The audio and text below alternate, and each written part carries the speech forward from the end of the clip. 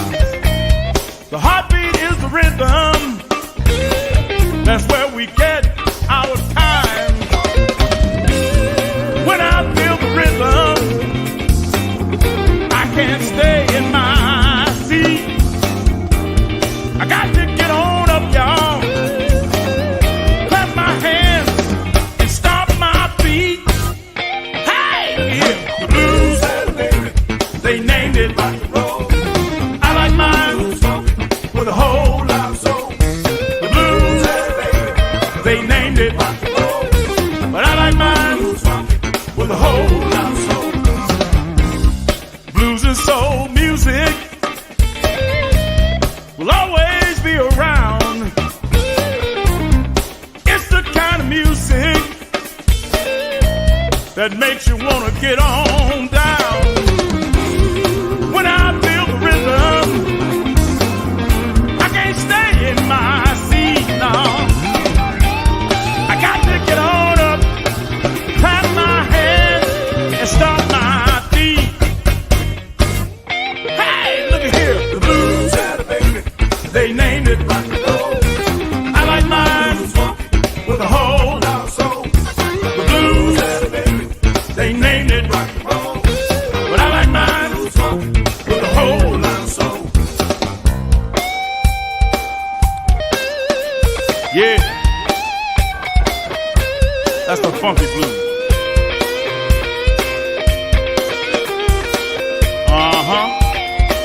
John, come in with that bass.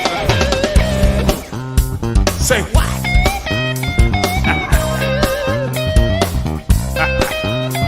Good God.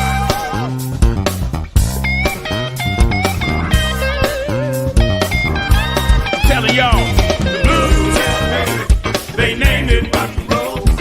I like mine with a whole lot of soul. The blues, they named it rock and roll, but I like mine with a whole lot of soul. The blues, they named it rock and roll, but I like mine with a whole lot of soul. The blues, they named it rock and roll. I like mine with a whole lot of soul.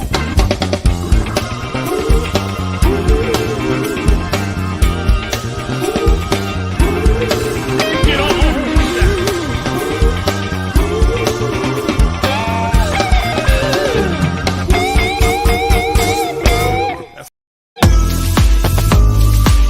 We got to go a little further. I see big changes coming soon. We got to go a little further. The sunlight's coming through, yeah. Oh, yeah. Go a little further, yeah. Go a little further. Listen, the truth's not being told, and lies are taken.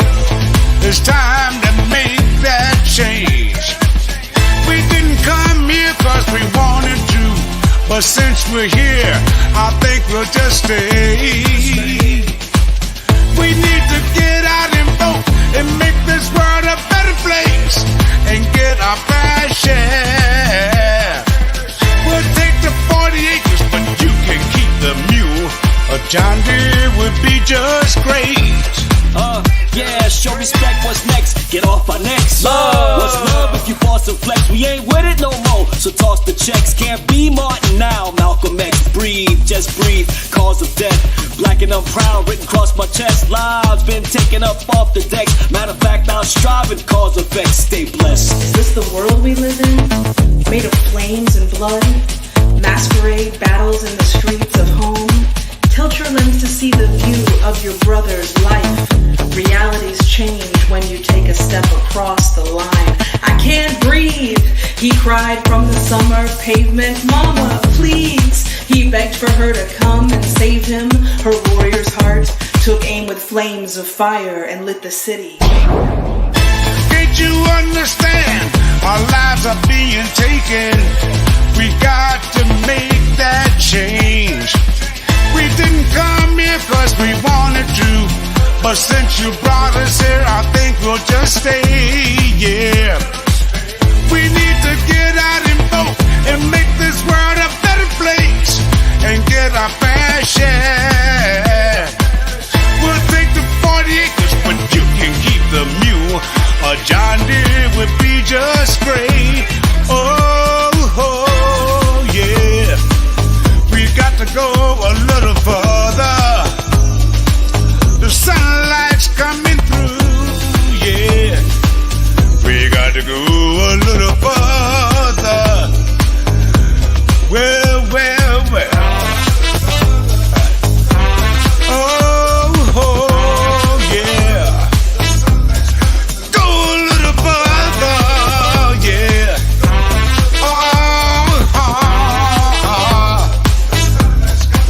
Shucks.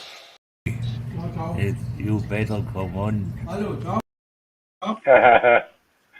All right, y'all. Welcome to the show. We got Tony Davis and Tony TC Coleman. Hey.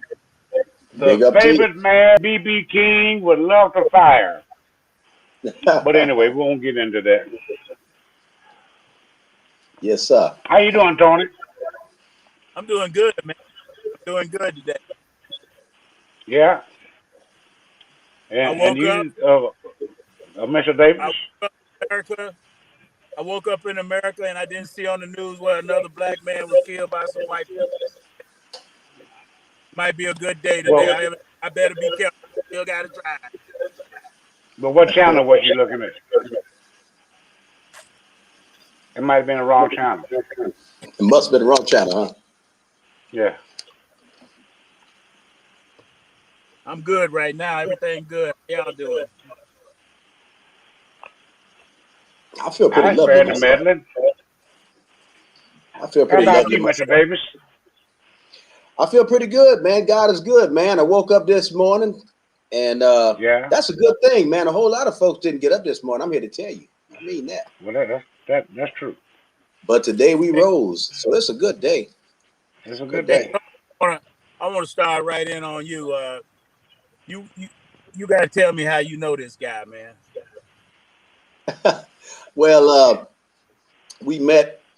I said, let me get it right. Oh, okay, we end up performing together with a unit called the Barry White Experience, and we were. I don't even know where the show was, Waldo. Mm-hmm. The Barry White.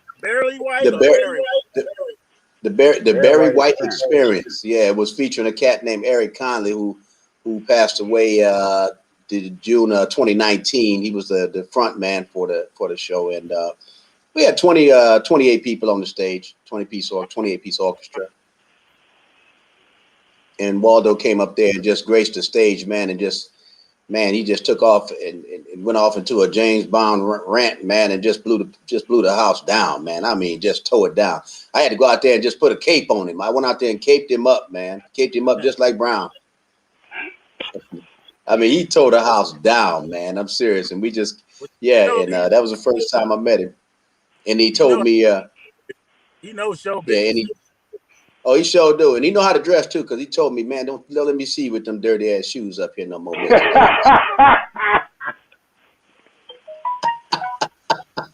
Man, I swear, man. I swear, if I ever hit the stage, man, I look down at my feet and say, boy, don't let Waldo see you. Man, I was straight after like, that. He scared me straight. He scared me straight, man. He straightened me out. hey man, he learned that's because James Brown used to whip them dress right. Dress right, dress, huh? You ain't lying. Yeah, but I guess that was probably about Like 7, 8. Waldo, Yeah. how many? Tony, this one Yeah, Waldo used to get. that's about 5 of them. About 50. Pay up, huh? Yeah. He made James Brown arm tied doing that to him so much. Pay up, huh? Yeah, Oh man. he kept his hand in exercise fooling with me. Kept in shape. Kept them fingers in He shape, huh? he looked back. Yeah. He just looked back and see Waldo and do like this. Yeah. Just look at me. Started off right tonight for you, Waldo. Yeah. And James was a piece of work, huh? Yeah. He was He was he a piece just of work. It was people worse than me though. Yeah, I Penny got them Ford. small fines. We got some people that got like a $500 fine. Oh me. Oh Lord. Mr. Jabbo Starks told me the whole time he was with James Brown, man, he told him, don't ever find me. He said, you find me, you'll have to find me because I'll be gone.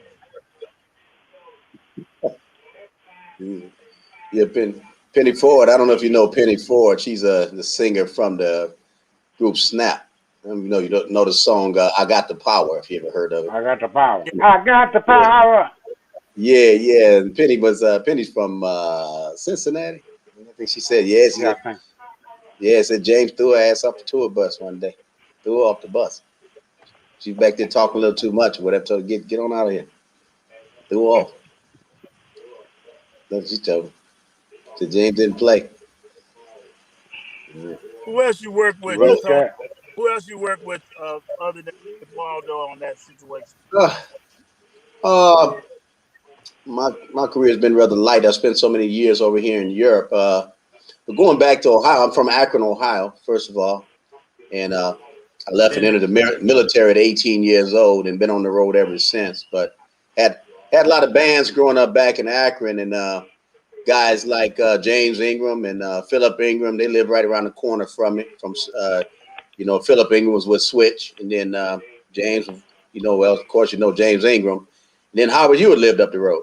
So, we had a lot of juice around the community, and went on picnics with the Ohio players when I was 6 and 7, man. I even realized that the guys I was hanging out with, man. I'm up there laying on a blanket with Satch and Diamond and Sugarfoot with the big old afro and hanging out with them because my cats in my neighborhood, they were Sugarfoot had a son right there up the street from where I live.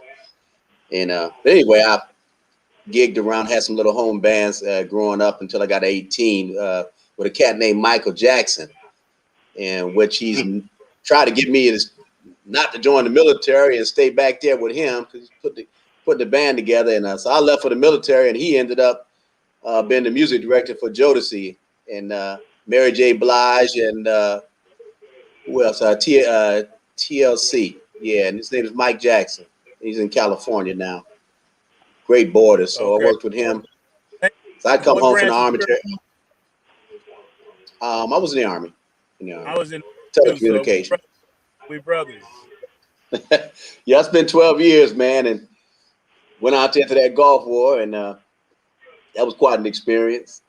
Had to deal with a lot of racism while I was out there, man. It was something else, man. I got story. I could write a book, boy. It's unbelievable, the stories. Woo! Got some. I was in from 73 to 76, Fort Riley, Kansas. You got more stories there. I was in 1st Infantry, Big Red 1, 1st and 7th Field Artillery. Yes, sir. Out of the Big Red 1, man, was like, the main unit that was kicking some ass in Germany. Yeah, I'm quite familiar with them. Yeah. So when I when I got out of the military, I said, if I can get through this, I can get through anything. Because you always be borderline, real close to the line from getting put in the stockade from somebody doing some racist shit. You can't say nothing, you know. Yes, exactly. So it had some handcuffs on you. Yes. Which you have a lot of discipline not to go upside somebody's head, man. Yeah, I had to pull it back too. It was like at the time when all this stuff escalated, the situation of dealing was a lot, like I said, a lot of racism in the unit. And at the time, I had just read Malcolm X, man, the autobiography of Malcolm X. So that might have had a little bit to do with it because it kind of my eyes kind of opened up on some issues that I would normally kind of just blow by me, but I was a little bit more keened in on certain things. So, and I mean, you know, you got the battery commander telling a little black girl calling her buckwheat, you know, and Angie Mammy and oh man, little girl just start crying. She ain't been in the unit but 2 weeks. And they come here, buckwheat. And then the commander asked, she like Don King with that hair napped up on her head, you know. And I just, you know, and all my brethren, they just kind of just put their heads down and walked away. And I said, well, everybody stand here, just give me a statement. I wasn't number E5. And I said, everybody who heard that, give me a statement. If you're scared, slip it up under my door. He's like, well, what you gonna do? So I ain't worried about it. Don't worry about it. Don't worry. Just keep doing what you do. And this is my commander now, you know. And boy, it escalated from there to a storm, and ended up having a 138 investigation on the post here in Germany. And right when the investigation started, they called me up to the brigade and said, brigade commander said, well, Sergeant Davis, the Gulf War had just kicked off, just started. And he said, well, Sergeant Davis, the country's on the brink of war now. There's times like this, we got to stick together. We got to pull together. Got to put that stuff behind us. And I mean, I only gave you all the piece of the story. So that was just one little piece that they did. They had done a whole lot of stuff. I mean, it was just ridiculous. And so he wanted to slip it up under the rug and say, I still had to go to war with them. So I done brought all them down on charges, but I got to still go and work under that unit that I brought down on charges. He said, well, I punished them, but being that you're only an E5, you know, they outrank you, and we're not obligated to tell you what their punishment was. But we'll just assure you that nothing's going to happen to you out there in the war. You're going to be close to us and at brigade, and you're going to be safe, but you're still going to work for them. They made me go to the desert, man, with these people, and everybody around the unit said, you know, they saying they're going to kill you. All my white friends, my white boys, you know, I had a lot of friends, you know, I was good with the people, man. I had no bad name with the folks. And so they was talking to a lot of the white soldiers from Oregon and Colorado. They was up in there having their coffees in the orderly room in the morning and talking with them and telling them all the stuff they was going to do to me. And those folks would come back to me and tell me, man, you in trouble. You in a lot of trouble, Sergeant Davis. They trying to get you. They going to kill you out here. And I said, I don't worry about it. I said, I got a God. I said, I got a God. Everything going to be just fine. Well, thank goodness you're all right. Yeah, I made it back. I told them I'd be home before all y'all, and I ended up home before all of them. Well, and, thanks for your time in the service, for supporting. Yeah, thank you, sir. The same to you, man. You know, and what the hell did you do in the service, Tony? Cuss motherfuckers like you out every day. Ooh, every day, he said. Thank you very much. No, really, what was your thing in the service? My MOS, that's called MOS is your military occupational status. My military MOS occupational status was 36K20. I was in communications. 36. That. Go ahead. 36K20. 36K20. Communications. Was it microwave?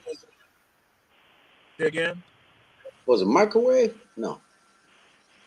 No. It was in communications. You put out. I worked at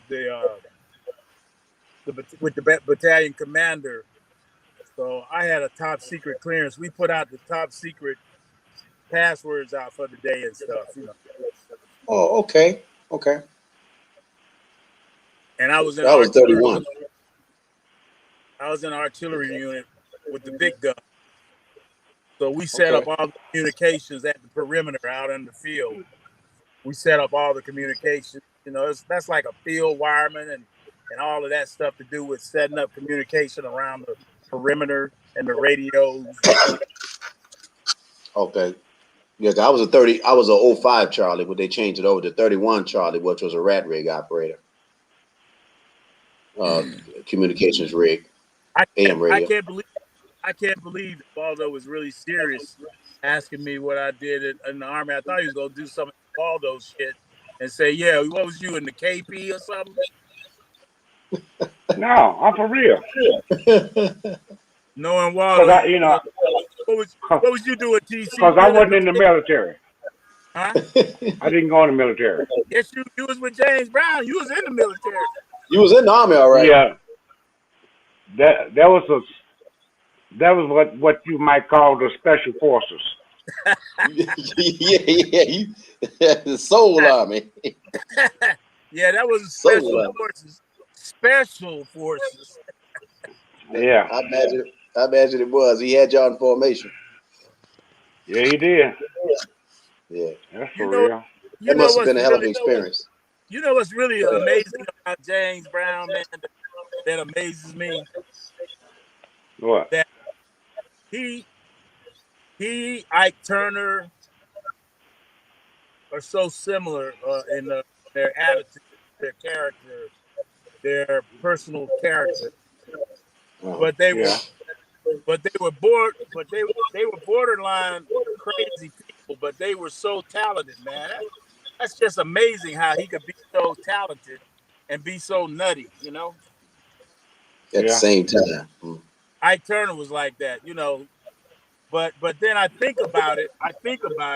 When you talk about James Brown and Ike Turner, you have to remember those men were abused as kids, as black boys in America. They seen people get hung by their neck, castrated. They seen people rape their mamas and their aunts. They seen people take advantage. Black people had it so bad. A black man say anything, he could get killed, shot right there on the spot. Bam, and nothing happened. So, yes, sir. Yes, sir. To be able to tolerate all of that the way they grew up back in those days, I wouldn't have lasted 2 days with that bullshit, man. Me, I would have got killed immediately.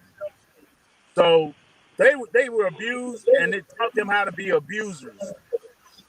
But even though as much as they were abused, they still managed to create something beautiful musically. That's incredible. So when yes, it is. Calling James Brown a nutcase, was, you got to remember how that man grew up, how Ike Turner grew up. I'm not making excuses for them, but man, those people were dogged out. They were abused. Yeah. Yeah, without any question, man. You'd be surprised, man. Our community, man, that like a lot of white people, they were able to go out and just get some therapy. Their parents would send them out and go see a doctor. Our therapy was a switch, a kick to the head, or whatever. That's all you got, And really, the therapy is definitely needed in our community. I did talk to Ike Turner about his problems with his attitude, and he said he wished he could have had therapy. And he said he felt bad for what he did, and he always wanted forgiveness. Ike Turner went to his grave wanting forgiveness, and he said he needed help, man. He said, I wish somebody could have helped me. He told me that with tears in his eyes. I know that about Ike Turner. He didn't enjoy being an abuser and a mean person. He didn't enjoy that at all. Skeletons, man. He was at war with self, man. Man, it's ugly though. He went to his grave wanting Tina to forgive him so he could try to feel better about his life, but it never happened for him. Really? Never happened? No, she never. Ike Turner said, man, you would think Tina be doing this religious thing, yoki do, hiki do, noki do, haki do, talking about, Buddhism. He said she be on the floor, hokey do, noki do. What? Aren't you supposed to forgive people when they want forgiveness? Wow. I know the man knew he needed help, and he admitted it to me. I'm sure he did it to other people. He said, man, I wish I could have got some help, some therapy, and understand, because I was abused too. So I didn't know nothing else but to be an abuser, Yeah, because all you hear is toughen up, tighten up. That's all, but nobody opening those boxes in the mind and just really sitting down and going through it with you, discussing it, And our community needs it greatly, man, greatly. I see it today. I'm just out here watching the stuff on the net, like some of the stuff that's going on back home, man. It's out there. The young boys, a lot of them are fatherless, and it's it's bad. But I have to say that's not an excuse. Not having a father is not an excuse. My grandmother raised me, and my aunt and other aunts and my big mama, all these strong black women raised me and my brothers and sisters, and the neighbors, the community, like they say, it takes a village. The community took care of it. I didn't have my dad wasn't in my life. I didn't have a mother in my life. I had my grandmother. I never been to jail. I never killed nobody. I might have thought about doing it, but I ain't never done it. Yeah, I was basically more or less with the kids today. This new generation. I'm saying it's a lot different with the whole multimedia thing and everything. And if you don't like your partner, just change them out and get a new one. And it's just not the same as the days of your youth, my youth. It's not the same. I mean, I got a lot of friends who just grew up with their grandmamas and mamas, and of course they're nothing like that. But the energy in today's media with that, it's bad. It's just bad. Hey Tony, people. Go ahead. TC, for some reason we're getting a lot of echo from you. I don't know if your mic is too loud or what's coming in is too loud. Maybe I'm just talking too loud. No, what about mine? You okay? Am I talking too loud? I hear him clear. I hear him really clear. It's better now. I hear him real clear. You are for me and you, our show, Waldo is the producer, the director, the engineer. He does everything. But one thing you need to do with that engineer job is stop messing with shit. I ain't touching nothing. Stop touching the buttons. It's on you. It's on you. I know. I'm telling you what the problem is. Yeah. Can you hear me now? Can you hear me? Yeah, I hear you fine, but I hear you more than one time. Oh, I don't know why, sort of, because I hear him clearly, so it's on your end, Waldo. He's coming in clear on my side. Well, that's all right. I don't know what it is. That's one of my other personalities coming out. That's all. Oh Lord. Yeah. So, and where are you from, Tony? I was born in Kissimmee, Florida. People call it Kissimmee, Florida. It's Orlando. Okay. I grew up in Florida. I'm glad to say I'm from Florida because there's some crazy asses down there. Yeah, that's where most of my family is, in Orlando and Miami. Man, Florida, most of the Davises are there. Florida is just sick right now. It's a sick state, man. Why is that? It's been flocking down there right now too. Go ahead. Because of all this bullshit with Trump and the Republican Party. The Republican Party is like the racist party of America nowadays. Yeah, well, I was kind of surprised to see the Trump has turned the Republican Party into the house of Donald Trump, a TV. The vigilantes. No, it ain't about no vigilantes. Not He done turned the vigilante. Republican Party into a bunch of bitches. Them men act like a bunch of little bitches to Donald Trump. It's like Donald Trump and his hoes. Yeah, that's the way I see it. That's why I'm blocked on Facebook right now because of that. I can't. I'm blocked to the Yeah. 26th of this month. So, They blocked me from so, going at so it with Tony's going at it blocked with on them. Facebook. They Oh what? man, I be digging in. Yeah, they blocked me on Facebook for a whole month, man. I be digging into them, so I'd be a little more a little better with choice of words next time that I got, so I don't get blocked. But oh man, them people are pathetic. I don't even have words for it, man. It's just pathetic.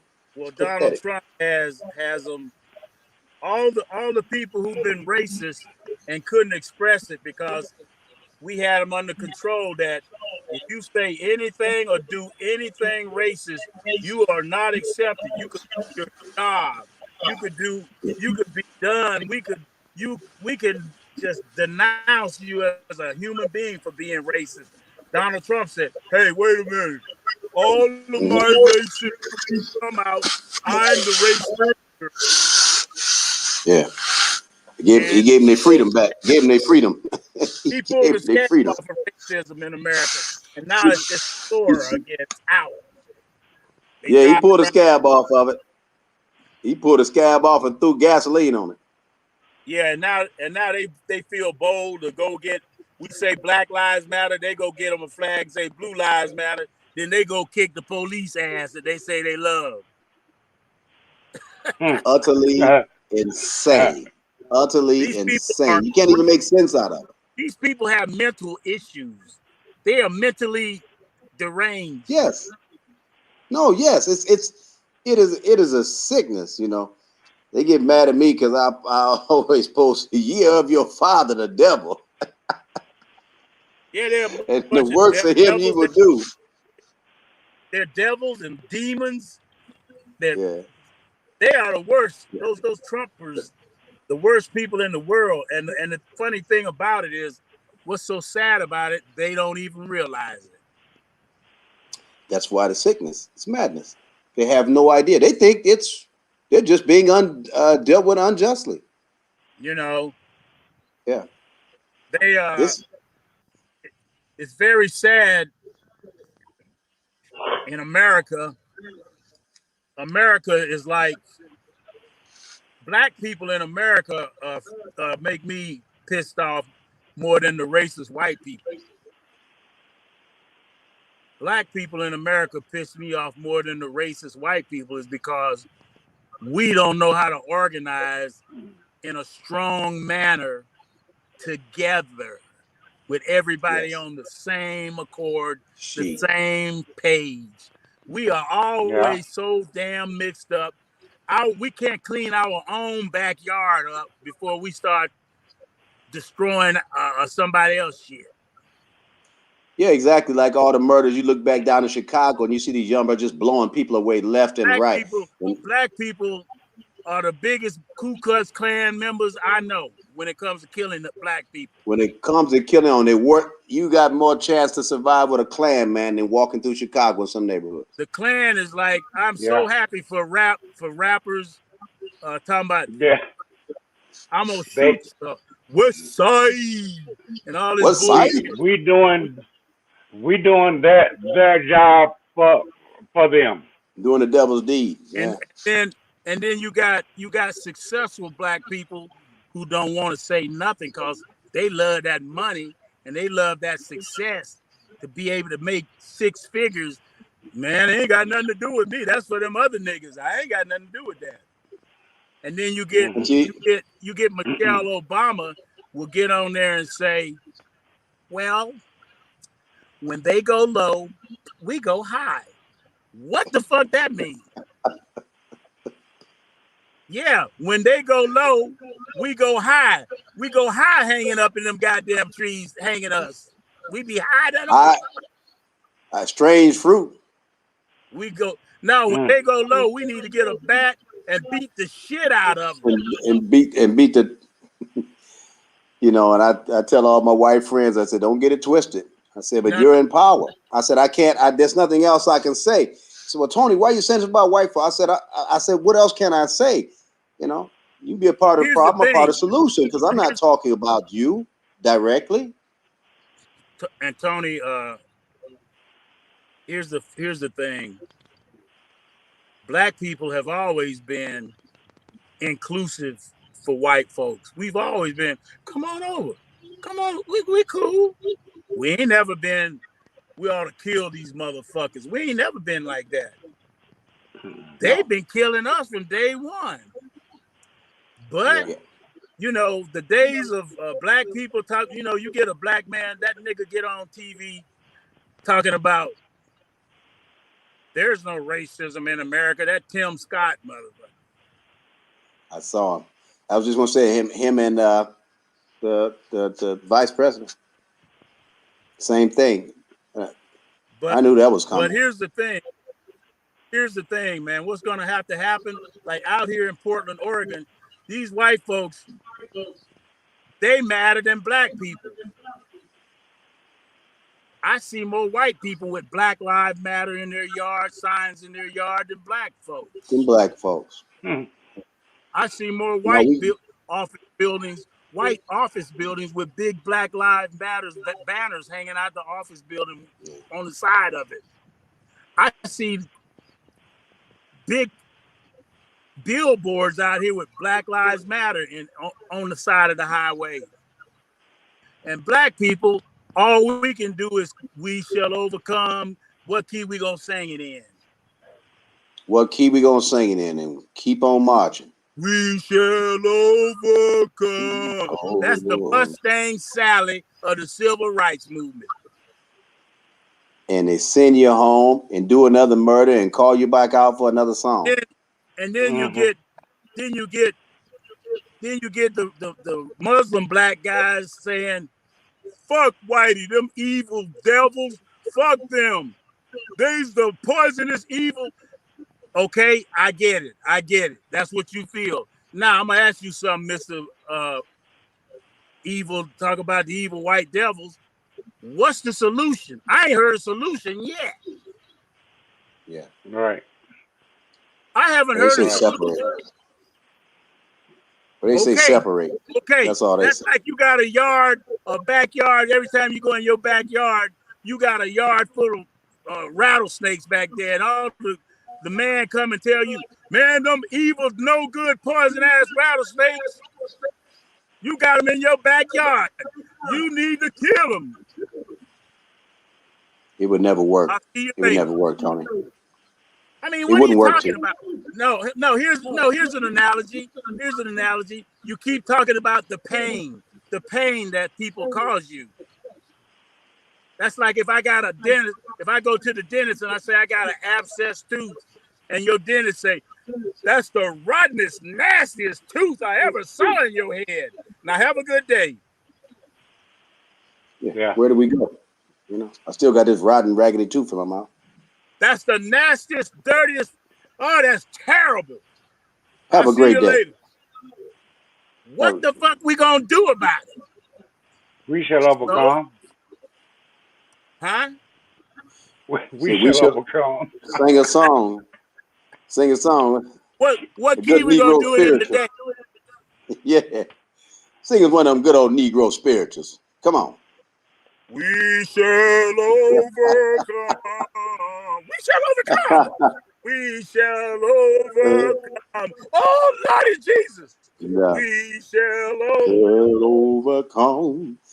But we need somebody down in them hoods, man. But that's the thing though, is it's really hard to really put your finger on a solution. You know, then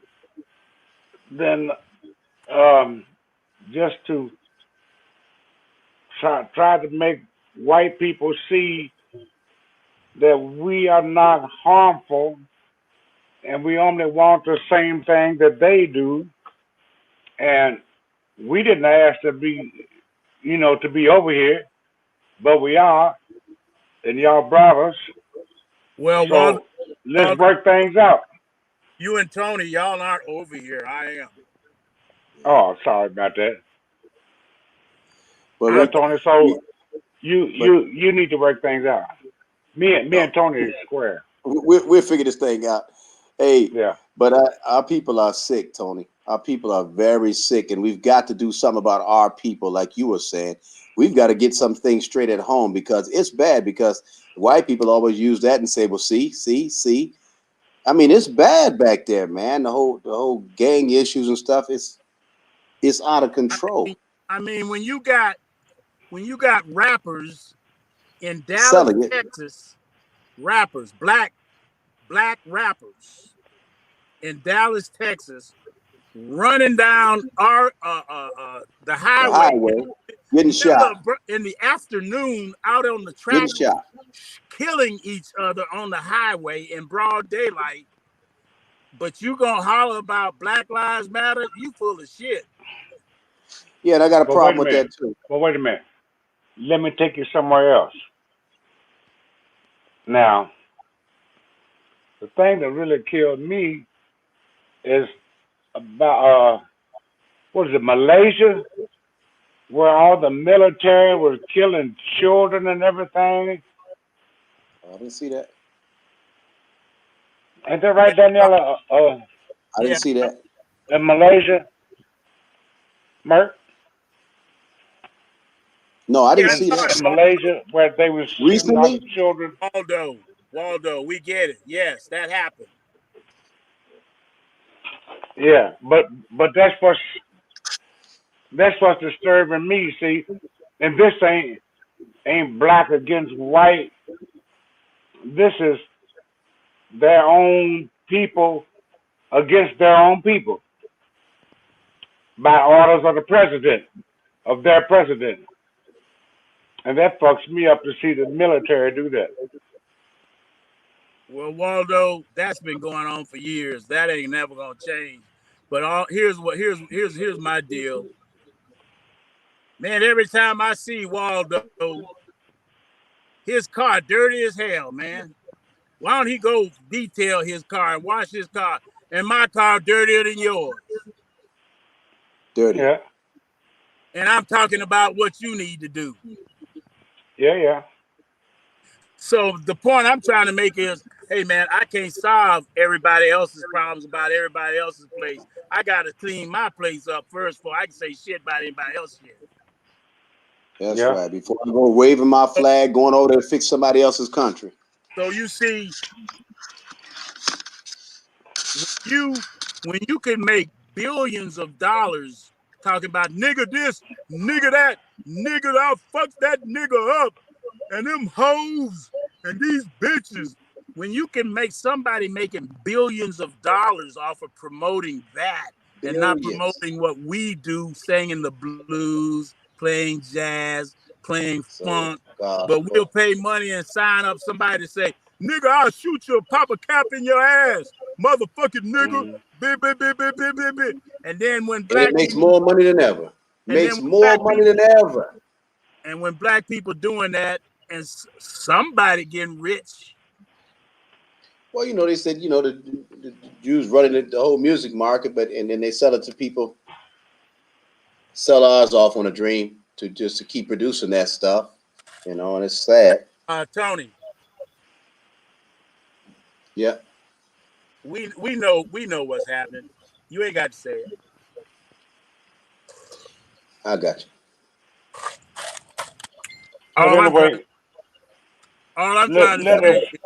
Let us say, give a shout out to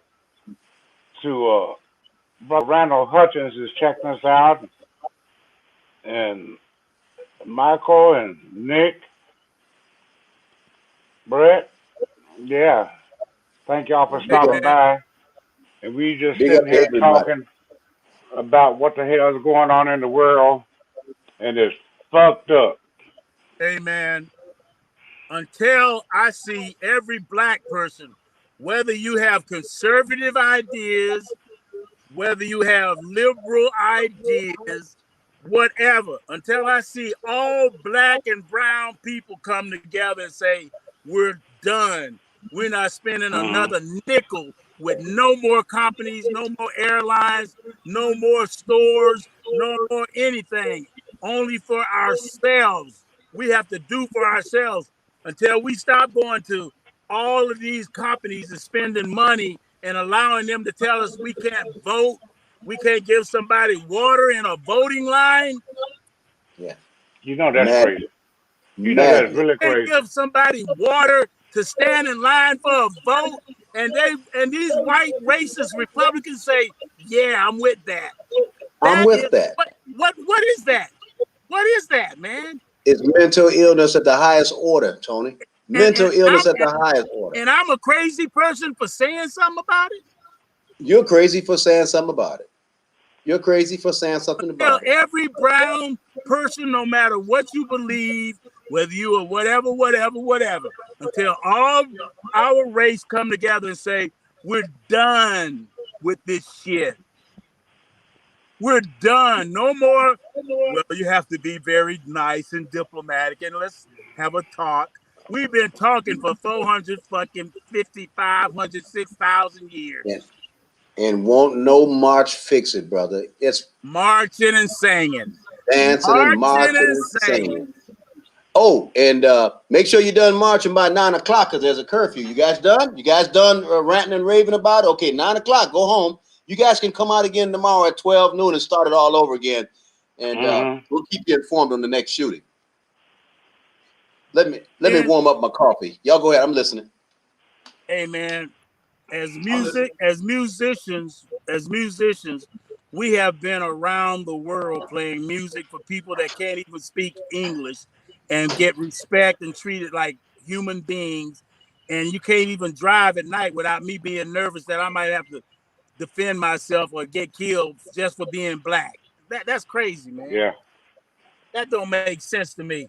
But if you're a white person and you don't have to worry about that, so that ain't no problem for you.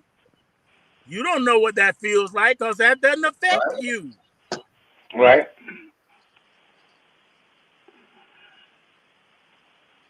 Yeah. Hey, it's all man. a political thing.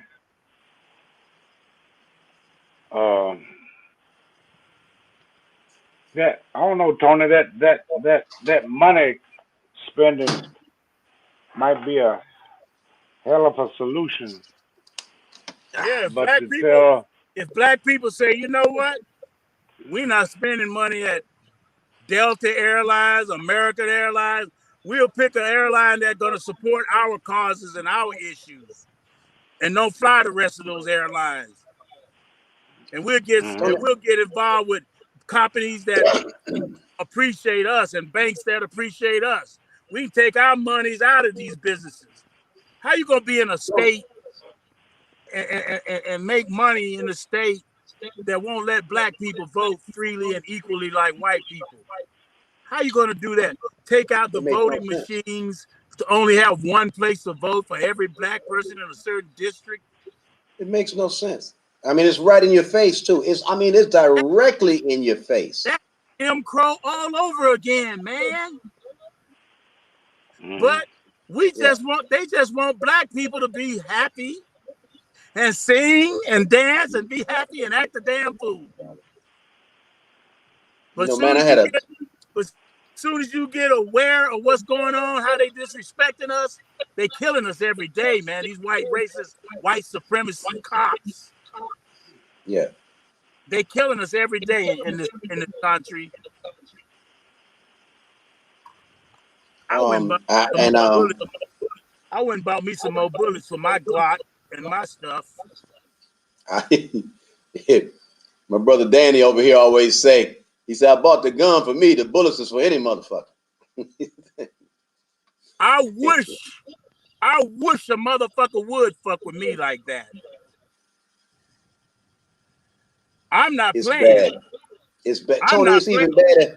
It's even bad that you have to even be in that frame, that mindset living in America. We've been living over here. I've been here over 30 years in Europe, over 30 years. And I can count the amount of times that I've heard the N-word here and there. It's nothing in comparison to what I've dealt with in America, being stopped by the police in uniform, and cop is younger than me going, where you going, boy? And spit on the ground with his big ground round on. And I got to say sir to him because I'm on Bluegrass Parkway in the back of the woods in Kentucky at the middle of the night. You better not say nothing. Besides, yes, sir. My muffler was hanging down, and I said, "So where you going, boy?" So I'm trying to get back to post, sir.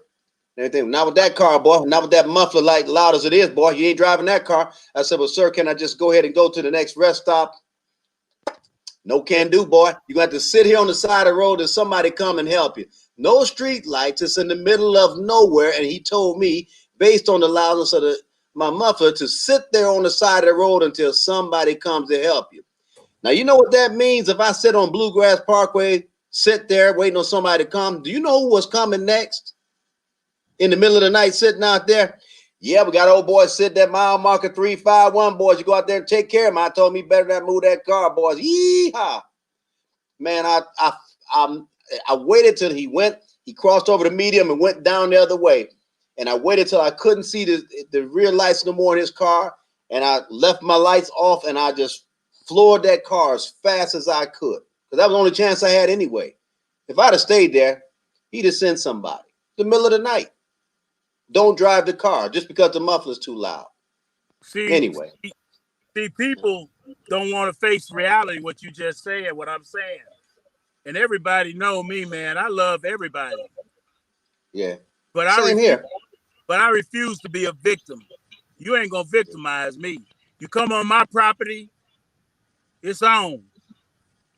Fucking with me. You have no choice.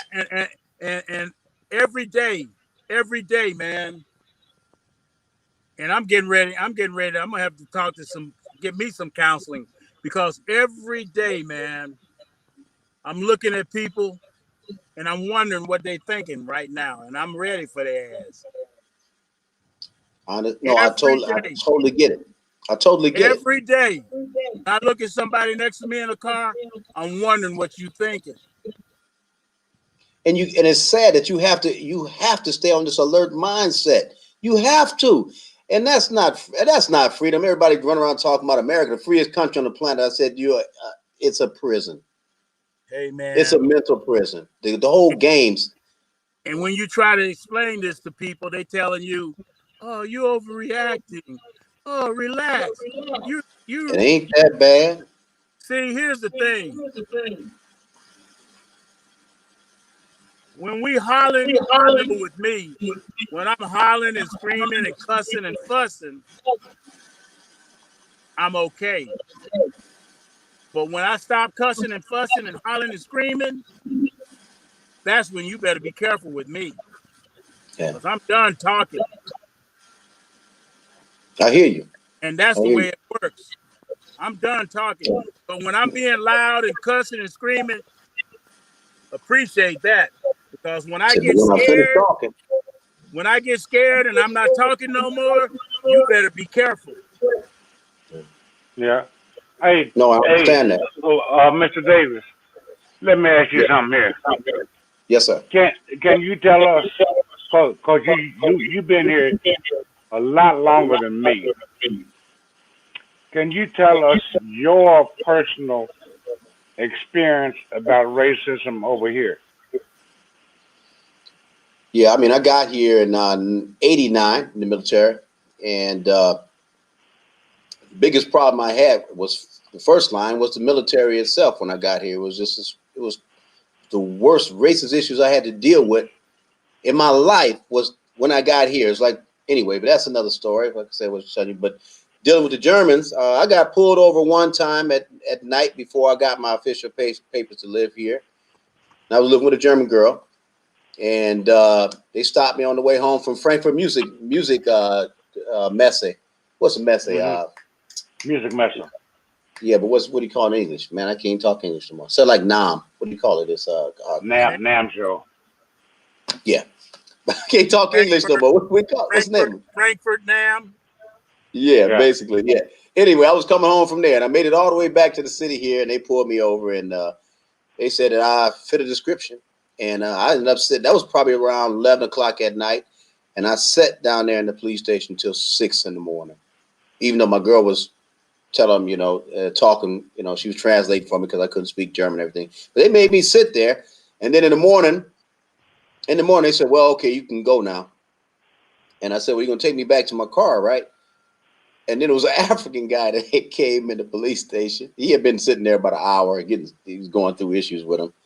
And they looked at him and said, well, your brother can take you back to your car. I ain't know him from Adam.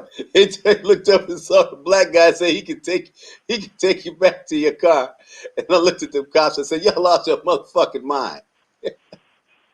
I said, y'all lost your motherfucking mind. I said, you know what? Y'all some sick ass people. You know, I said, you're making a real bad example about my opinion of y'all. and anyway, they ended up taking me back over to my car. But the fact that he told me, just see another black guy up in the police station, said, your brother there can take you back to your car.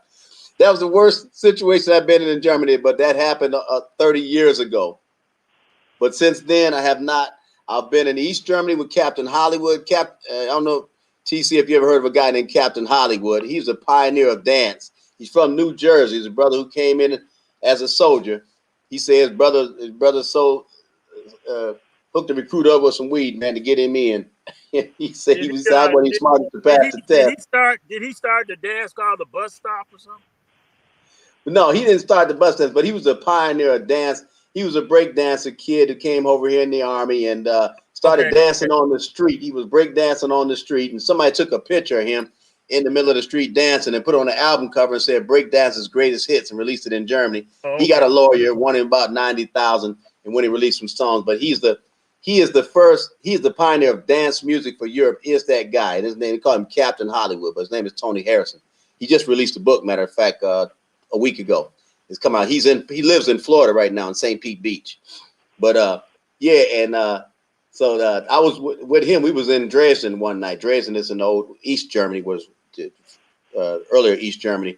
And they was chasing us up the street, man, calling us niggas and everything, and some Nazi boys. There was a whole bunch of them. They chased us into the hotel, man. They locked the front doors of the hotel. You know, it's amazing. But that was in the old East. But that's been about 20 years ago.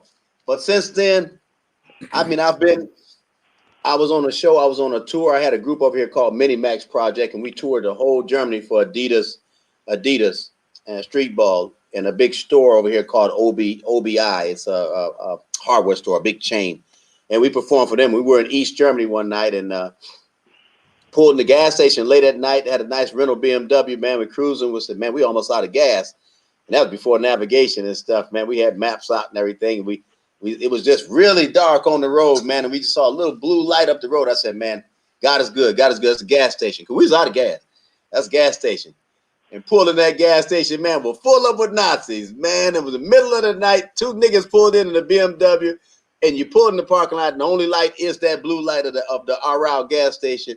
And you got about 20 Nazis all out there drinking beer. I mean, Nazis. They was skinheads with the crosses on their head, the boots, the whole uniform. And my partner looked at me and said, man, how bad can it get? Here we is out of gas in the middle of nowhere. The only gas station we're going to see in the middle of the night is infested with Nazis. And we two niggas in a BMW. And soon my partner, man, he was from Alabama. He said, man, I ain't getting out this car, Tony. I ain't getting out this car. I said, brother, you ever believed in God? Now's your time. Because we ain't got no choice but to fill this car up. Because we go up the street, we just going to be stopped on the side of the road. We ain't got no choice. So I said, well, I'll go. I said, I'm going to fill it. So I filled the car up. So I just got out. I said, okay. I had a prayer. We sat in the car and had a prayer, read the 91st Psalm, send them angels around you. And I got out of the car, said, let me get out in high spirit. You know, you got to play it out then because there's nothing you can do. Jumped out the car, man, put the gas in. And they just stood there and watched, man, from a distance up there by the at the door, the gas station. Let me ask you a question. You said you had to pray, right? Right? Yes. You had to pray. Why did you pray? I read the 91st Psalm. It's a psalm that just says, put the angels around you. Why?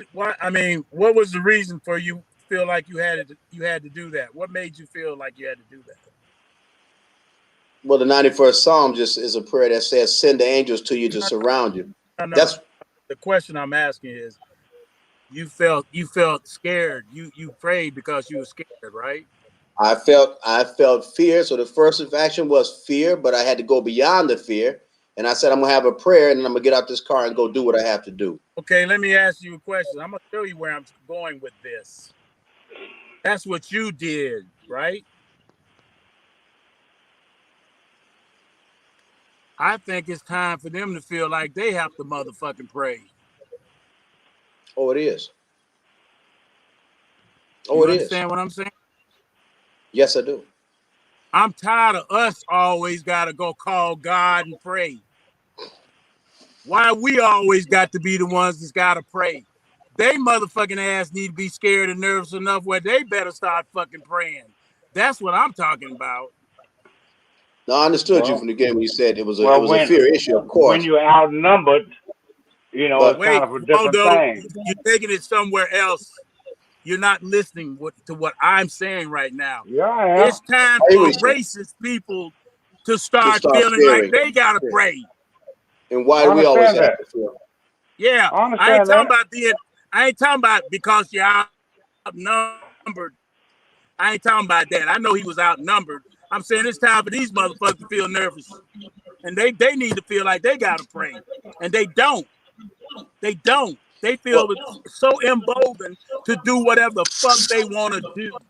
They went to the no, Capitol building and beat the shit out of them people and killed 3 people. Because they don't have no fear. It's time for these motherfuckers to start having some fear. no, they have absolutely no fear. They think the good book is written on them, and Jesus is white, and the Lord is there for them, and Well, I'm we're just good with praying and all of that. But praying ain't going to get your ass from getting killed by one of these crazy ass crackers. okay. We've But been this is what I praying want to for say. years. Them black people that getting hung up in them trees and shit for all these years was praying too.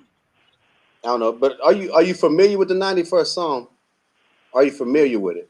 No, I'm not good with the Bible. I'm not. Okay. The reason I'll just take you back. The reason I chose the 91st Psalm was given to me by an old auntie. She prophesied to me since I was 12 years old. Man, the stuff she told me reigned all the way through to my life right to this day. Everything she told me. She even told me my ex-wife her exact words she was going to say to me when she comes at me with her knife. And that girl said that I was 12 years old when she told me this. And when I turned 18 and married that girl who she told me I shouldn't marry, but you're going to marry her, but you're going to divorce her. But she's going to come at you with a knife and she's going to tell you, I'm going to stab you. You're going to hear the knives jingling in the kitchen. And here she come. And guess what? 18 years old. Hear that girl come out the kitchen. I'm going to hear the knives jingling in the kitchen, going through the door and come out, running out there like Lizzie Borden. But anyway, that's just one story. But she gave me the 91st Psalm. She said, Tony, whenever you get in jam, this is a prayer that brings the angels around you at that moment. It is an angel I call. understand what you're saying. I get it. I get it. I understand. We the best praying motherfuckers I know. But I get what you're saying too. There's a lot of people that pray in vain and wasted because the Lord don't like, he said, but a fearful man that just... Man, we've been praying. Don't nobody pray better than black folks. No, they don't. No, they don't. I understand, bro. We But let some me finish. motherfuckers. But let me finish the one little point. And then when I finished filling that car up, now I got to walk through these crowd of guys. Ain't nobody but 2 black guys out here in the middle of all these, man, these muscly cats, everything. But what I did, I just walked straight through the middle of them. I didn't slow down and show some shakiness. That was the only card I had, was to go on the faith of what I just prayed. And then you stand up and walk through them because there's nothing else you can do. You got to get gas. You out here in the middle of nowhere. There's no other options, nothing. And I just walked right through the middle of them. I just walked through the middle. And I just looked at them and said, what's up? What's up? And I said it like an American. I want to make sure you know an African, because they'll deal with Africans different. Sad to say, but walked on through, got inside, and a few of them in the gas station talking to the lady at the counter up there. And I just looked. They just stood there, stood at me, and I just looked at them, and I just nodded my head at them like this, nodded, and then they nodded back to me, paid for my gas, and I walked back through the crowd and I got in the car. And my friend said, man, you crazy motherfucker, man. You went out there. I said, what else we was going to do, Sloan? What else we was going to do?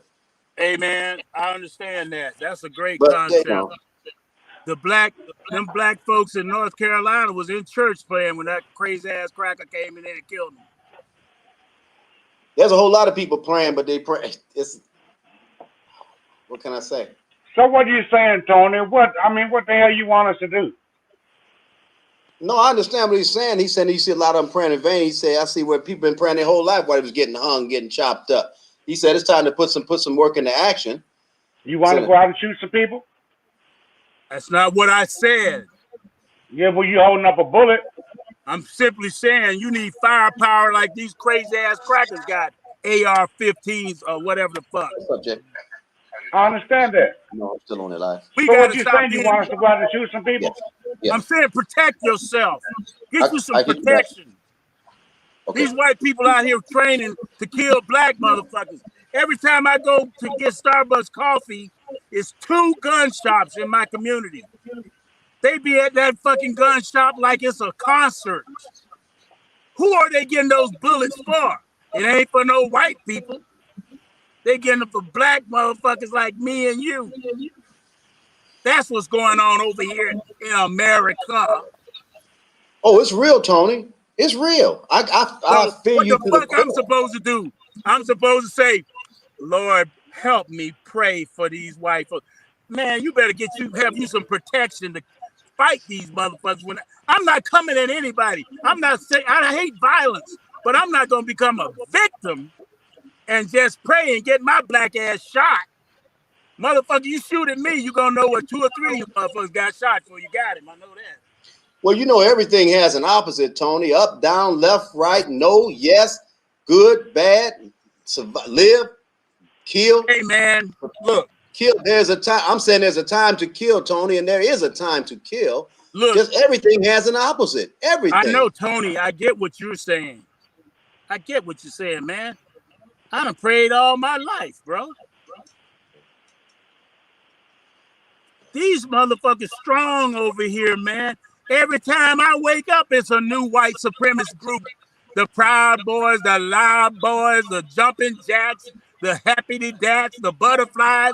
I don't know what the fuck's going on over here with all that bullshit.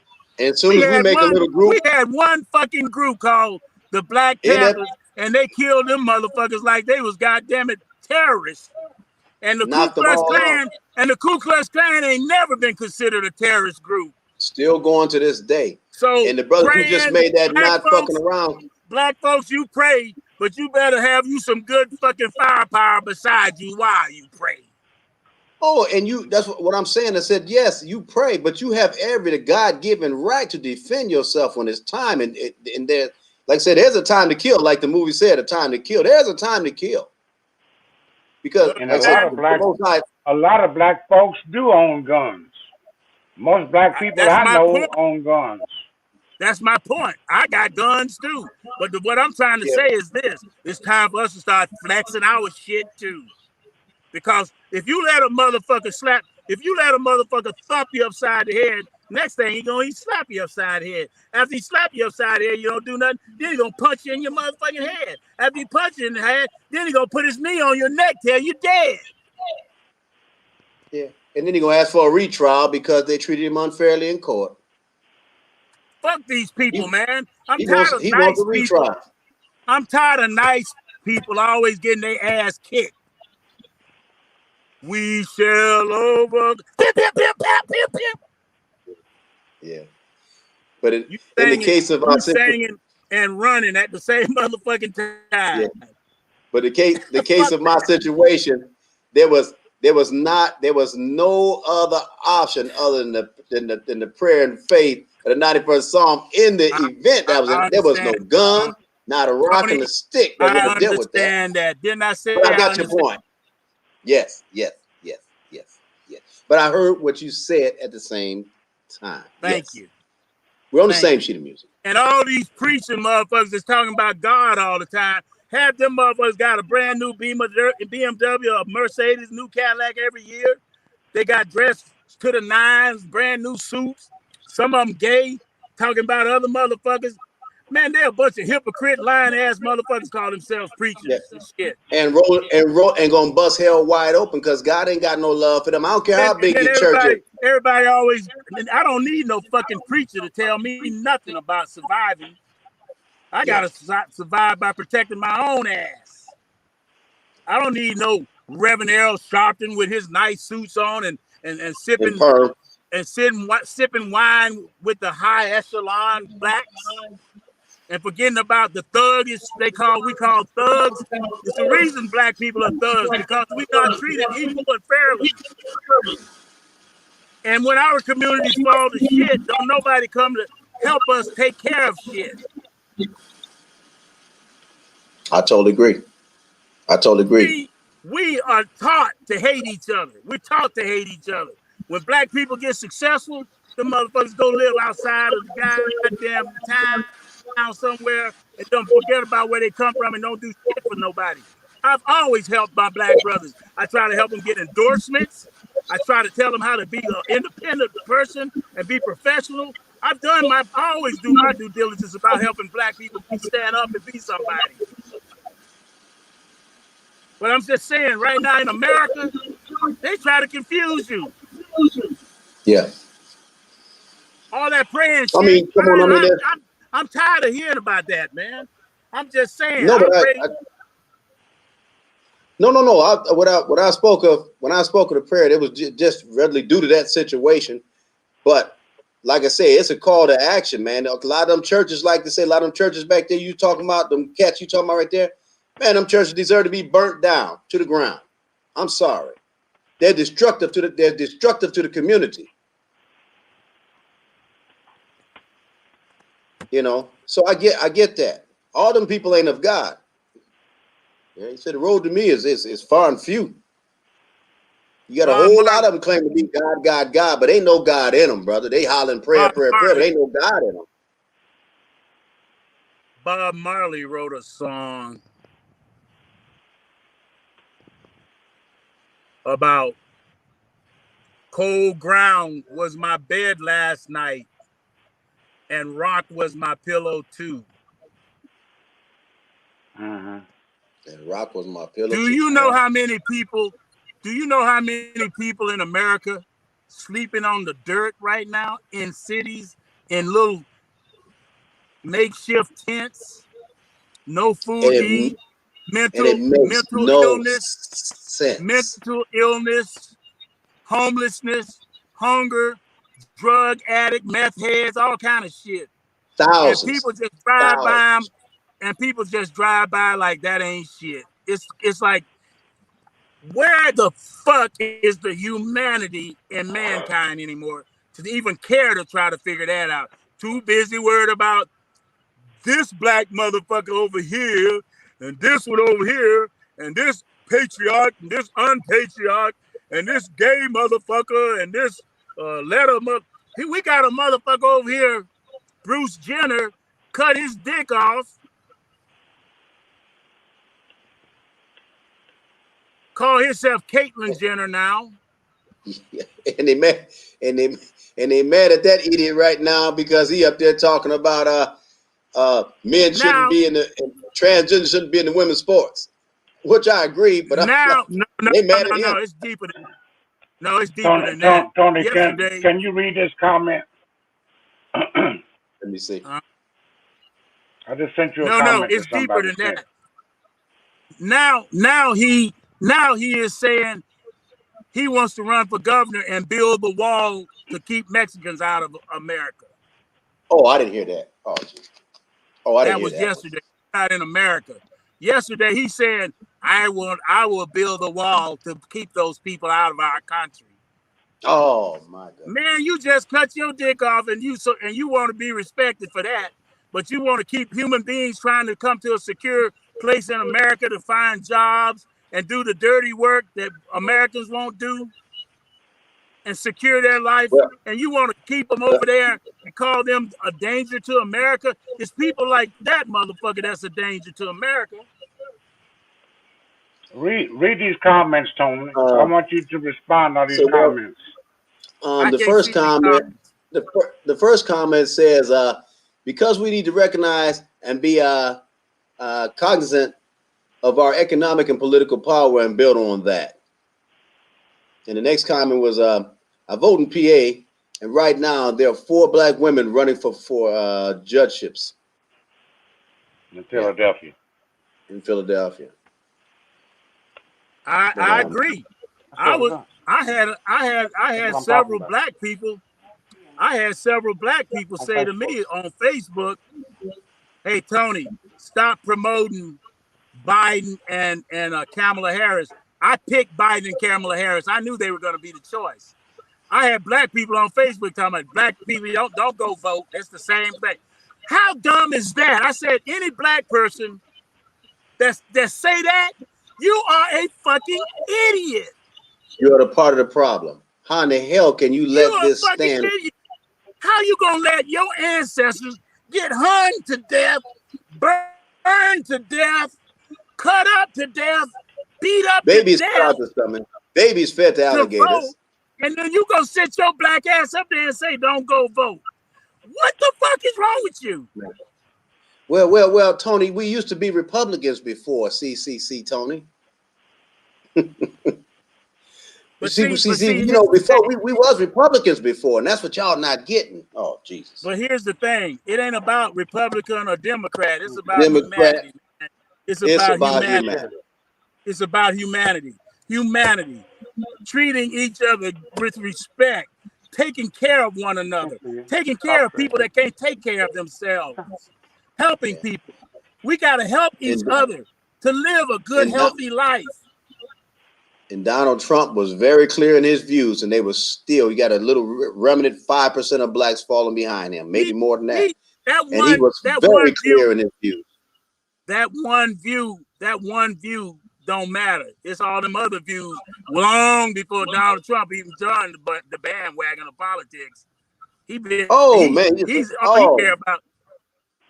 Oh, he just a little half fish. of this country. We got 350 million people in America.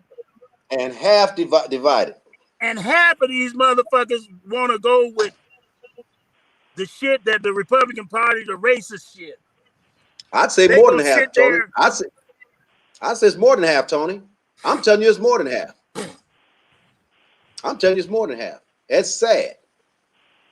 I got brothers who was in the army with me over here.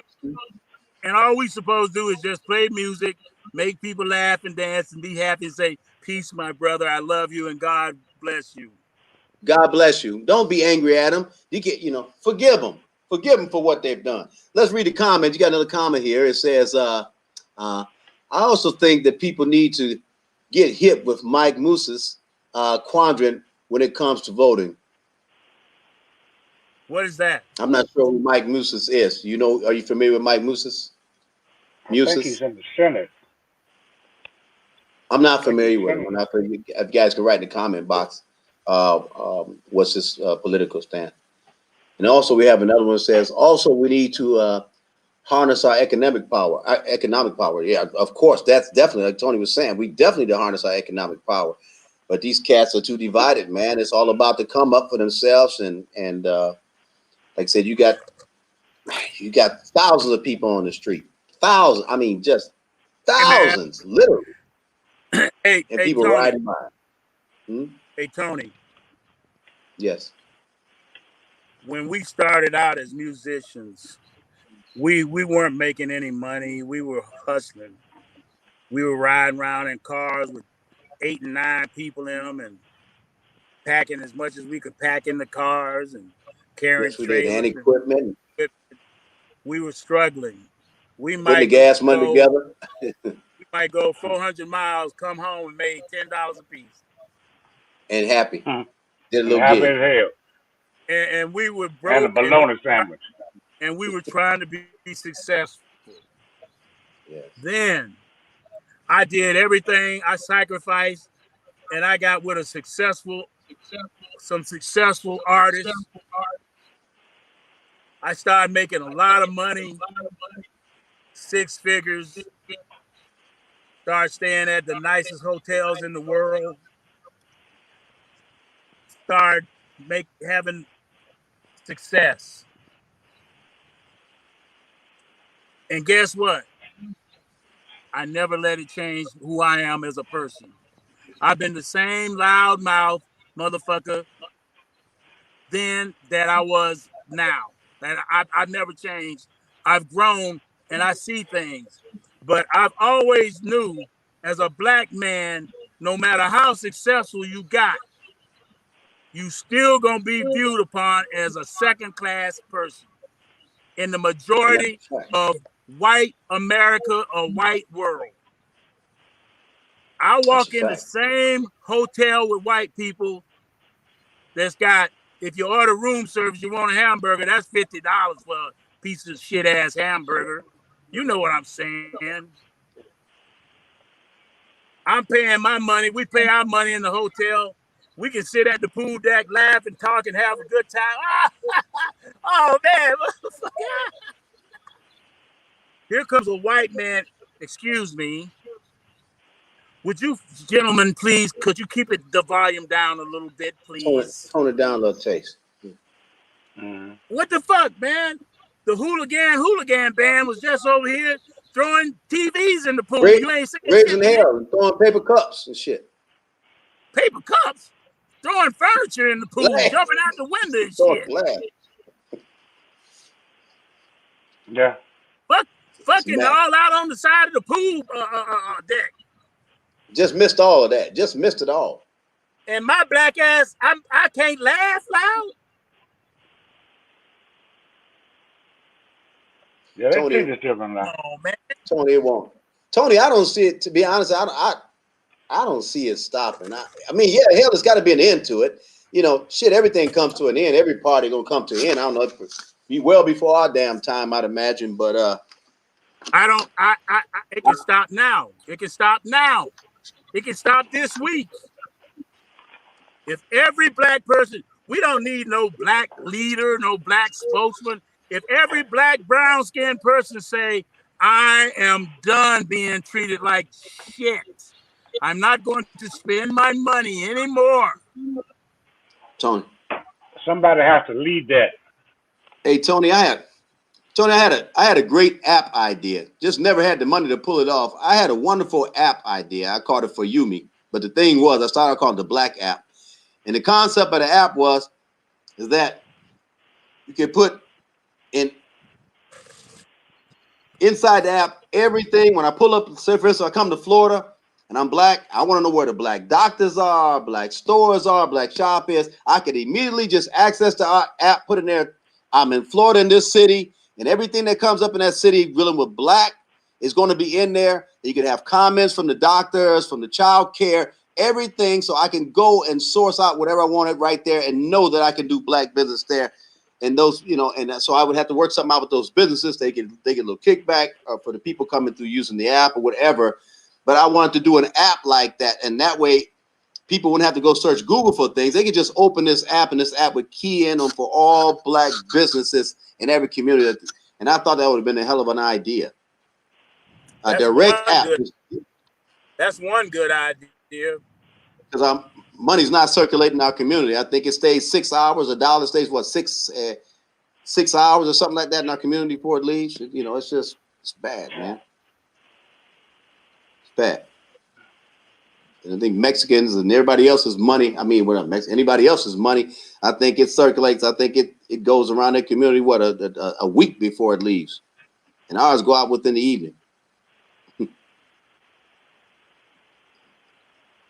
Yeah. You still there, Tony? Frame froze. Tony's frame froze up. He froze up, Tony. Yeah, Tony froze up. Shut the fuck up. Tony froze up on us. He froze. Somebody wrote in the comments down there, Donald Trump just let people embolden themselves to say ignorant shit.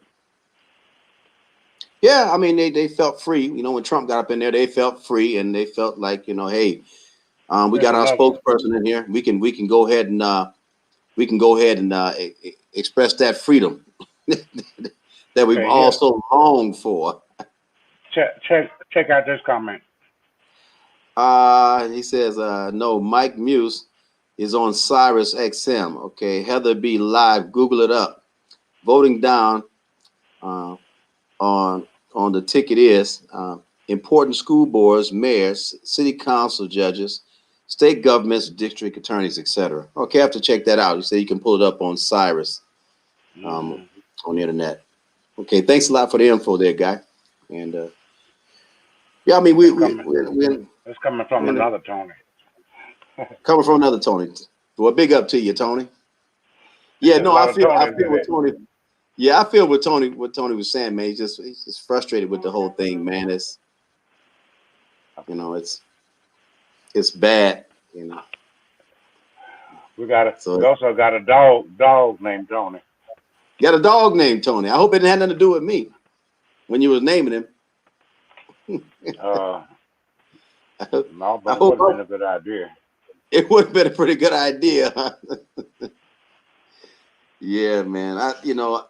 Like I say, I enjoy living here in Europe, Waldo. I really enjoy living here. I feel I have a sense of safety and freedom, and America can't sell me off on that freedom no more. I mean, it's that's a waste of sale. You, Tony. Okay. Love you, Sir Waldo. Gotta go.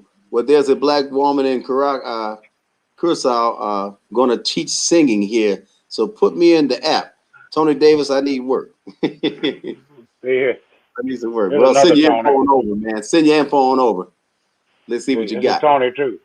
Well, he's black too, so I'm cool with him. How you doing? Yeah. He's blacker and hairier than me. Yeah. But he is a dog. But I ain't no dog. I ain't a dog. I'm a nice guy. I done mellowed out in my older years here. So thank goodness. Yeah. We got some more comments coming in. But I need some work. Let me see. Here's another one. Okay. Let me read that. What it says. That is already out there for black businesses, man. Karen Hunter has Tech Tuesdays and so many entrepreneurs on. Heather B Live always has black businesses on shouting out their products. Oh, maybe I need to check her out because we have a product right now. We've been having a hard time trying to get people to take a look at it. And what it is it's a new airbag for basketball shoes. Now, me and my partner had this concept. He's located in Oakland, California, and he's the inventor of the Cosmic Light bowling ball. It's a lighted bowling ball. And I'm telling you, with that lighting bowling ball that we've done, we got fought down by Brunswick over and over again trying to push our bowling ball down. We've got the world #1 entertainment bowling ball. Matter of fact, if you look on Chicago Med, the TV show on 18th of March of last year, you'll see there was on the Chicago Med TV show on NBC. You'll see they did a premiere in the bowling lane, and they got the bowling balls from us for that series. They called us, and now we just got an email yesterday from Paramount Pictures for a new film. They like to have our bowling balls in the new film. But as far as it's like hitting the market, getting the money we need to move them and buy the mass quantities we need for sales, it's been hell. And we can't get any black person to step up with it. We've mostly been reaching out for white folks. And we got the world #1 bowling ball. We got a lighted bowling ball. The whole damn ball lights up and can't get any support. Can't get any support. Brunswick told the East Coast distribution companies, we'd be very disappointed in y'all if y'all take this ball. And being that they have so many Brunswick products in their distribution, they couldn't take us over Brunswick. So we lost a $200,000 deal right there. And we just keep on fighting though. And now we got this new shoe device that we got. Man, it's gonna blow the doors off the industry, Tony. Man, this thing is great. We got a patent pending design. We took a basketball shoe and put an airbag in the basketball shoe right there where the rubber meets the leather on the side. That means when a player comes down, I got video for it and everything. When the player comes down and that foot and that weight comes down and that foot twists, those sensors in that shoe tells that bag to deploy the bags, which stopping that person's ankle from hitting the playing floor. Yeah, it's 90% of the it's 90% of the injuries in basketball. Yeah. And we've been working on this for 3 years, and now we got this video, and so I've sent it out to every brother. Man, I sent it out to Master P, LeBron James, man, you name it. We just shot mails out everywhere. I'm from Akron, Ohio, where LeBron James is. The people tell me I can't get it to LeBron James because he probably get angry at us if we bring stuff to him. He doesn't like people to bring him ideas. He gets a little hot about people bringing him stuff. And I said, well, this is bringing something to the table. You're not asking for money. You're bringing a new invention to the table. He has a research and development center at Nike, and I'm just trying to get it to him instead of taking it to the white guys over here and giving it to them. So what happened is, Tony, the last month, we got a white engineering company from London wrote us and said we can build that device. That is a very ingenious design. And this guy who's on it, he writes computer chips for Philips and Siemens. He said, I'm gonna write the software for it myself. I got a 12-page review of how he said he's going to conquer to build this. We still lacking funds, but it's going to happen, Tony. I promise you that we're going to have this thing on the market. And people gonna say, why'd you go to those white guys? I said, I can't get one black person to jump on board with this. And it's probably the biggest thing that happened in the industry. Well, there are good white people in the world, so thank God for that. Yeah. And once again, like I was saying to you earlier, when we get $2 or $3 over our rent, yeah, we forget who we are and where we come from. And we're supposed to help people that want to be helped and that are trying to do stuff. We're supposed to come to each other's aid, man. That's the way I was always taught, man. Yeah. And I do the little bit that I can do, but, you know, I can only do so much. Waldo can only do so much. But just hang in there, because somebody will see your vision and they'll come and help you, you know, come to fruition, you know. But we got a mail. We got a mail 2 days ago from not Kevin Durant. What's the boy for Portland Trailblazers? Damian Lillard's private chef wrote. He said, "Hey man, that's a genius thing you guys got there. That thing needs to be seen." I said, "Well, you in the kitchen with him, so show it to him." Shit. And because I see these cats go in the strip club, man, they'll throw $30,000 at a girl on a pole. I've been there down in Florida, down in the strip club down there. They'll put $30,000. They go take a stack of $30,000 and throw it out there on the floor to say, "Look at me," and won't take $30,000 and put it, because that money's gone once you threw it out there on the strip floor. You got your glory when all your friends saw you throw that money out there. That was your glory, what you got. But you can't take 30 or 40,000 and throw it into a potentially multi-billion-dollar concept. This thing is huge. This thing is huge. What we got if we stop ankle injuries, it's huge. But it ain't fun. But it's amazing. Them cats will throw 30,000 out there, man. You, Waldo. Yeah, go ahead, man. Doing your ice cream thing.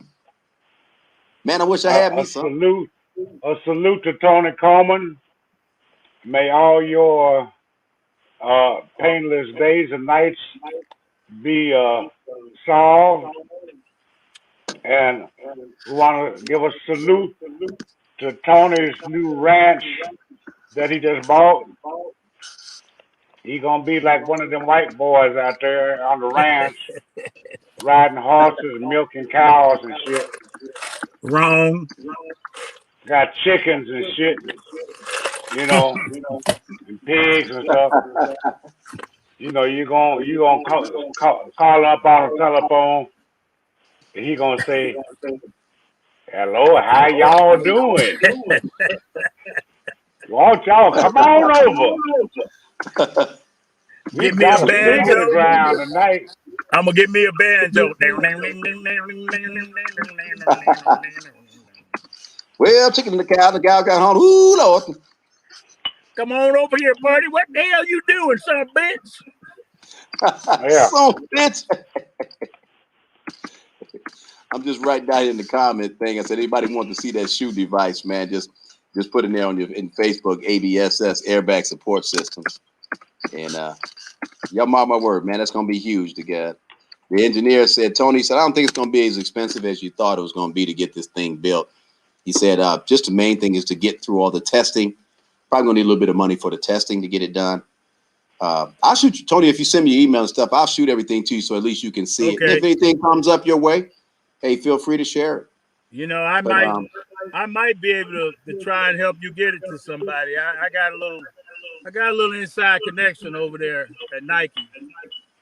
Okay. And see, the LeBron has Nike won't.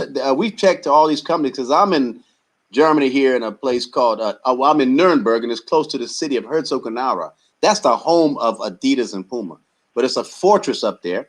We've tried to get there, but the thing is, they said, look, none of these companies will touch this thing. You have to build it yourself, and then put it on the table. They're only interested in the soliciting. That's it. So now we said, okay, we got to get this device to the table. My son is a designer over at Nike Apparel. Oh, really? Yeah, he's one of the top designers. Does he work with the shoes? He know who does. Oh, well, I'm gonna tell you what the next step what we needed. I just got shot down by a guy over here. I had a bad vibe about him anyway from the beginning, so it's all good. The engineer is ready to marry it to a shoe. He said we're ready to go into the next phase of building this thing now. And he said it would be great if I could talk to somebody in the shoe industry. Just some basic knowledge so he can ask them a few questions about placing the components in the bottom of the shoe. He doesn't need Nike's ideas and that. He just wants to know basically how's the bottom of a shoe look, and these are. He just wants to somebody to correspond with about the shoe. Ask a few questions. I can inquire. That's the best I can do is see what happens. Because most of those guys they have NDAs, non-disclosure agreements. So he'd probably take any shoe and cut it open, but he wants somebody who's in the shoe business that he could just talk to about it, ask a few questions. And hell, ain't nobody going to tell him where he got it from. Who told us that? It makes no sense for us to mention it. All I can do is talk to my son about it and see what we can do. Sure. I'll send all my information over to you, to Waldo. And you just have a look. That's all. And check out our bowling ball. I hope he choke on that ice cream. I wish it was a way he could choke. I wish that ice cream had some nuts in it. Just something, just magical way to choke. In it. And motherfucker's good as hell too. Thank you very much. Yeah, but see, when I eat it, I think about you, Tony. Yeah, he's thinking about it, man. Tony, your weather looks good, man. It looks sunshiny over there, man. Where you at? Yeah, it's sunshiny here in Oregon. Man, that's all right, man. Oh, you up there in Nike City, man. That's where they at, right? Yeah. Oregon, yeah. The headquarters. Yeah.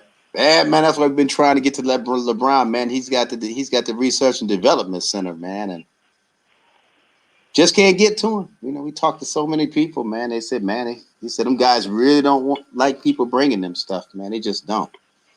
Money like to talk to money. I know, but if somebody's trying to do something productive and trying to help themselves become independently successful, why wouldn't anybody want to help them? It's just like successful musicians. Yeah, they get successful and they don't look back at anybody else like, hey man, can you go on tour? They won't even take a band on tour with them to help them get out there. No. You know what, Tony? That's my partner.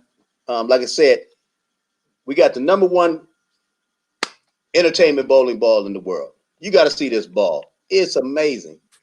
Come on, they picked it up. Talking about it, that sounds really cool. A glowing bowling ball.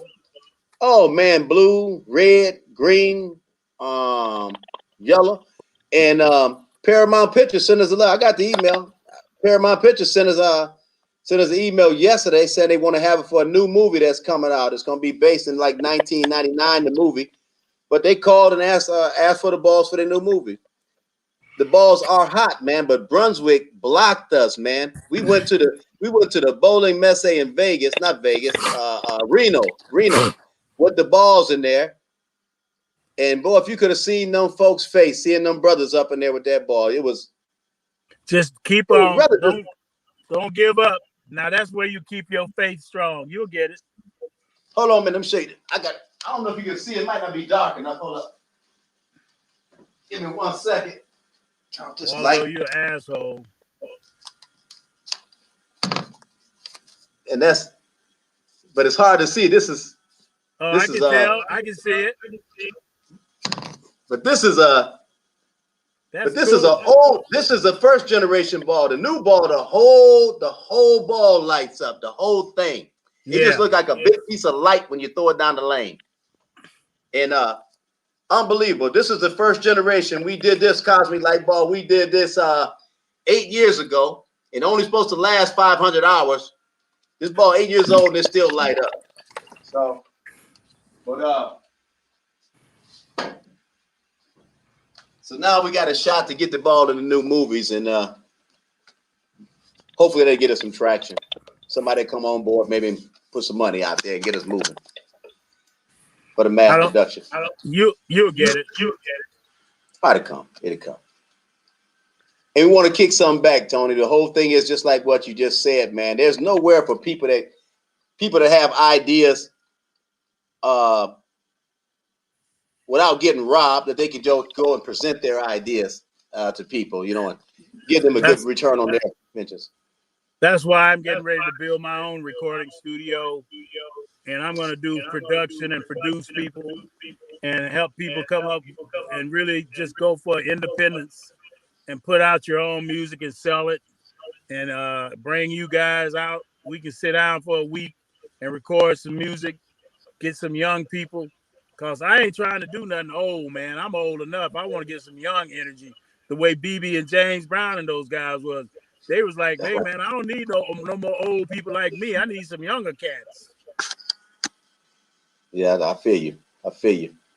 Because we working on a few things now. Hopefully, musically, Monday I got a big meeting up in Berlin. Berlin's about 5 hours away. We're trying to do a label deal with some cats for house, just strictly vocal house.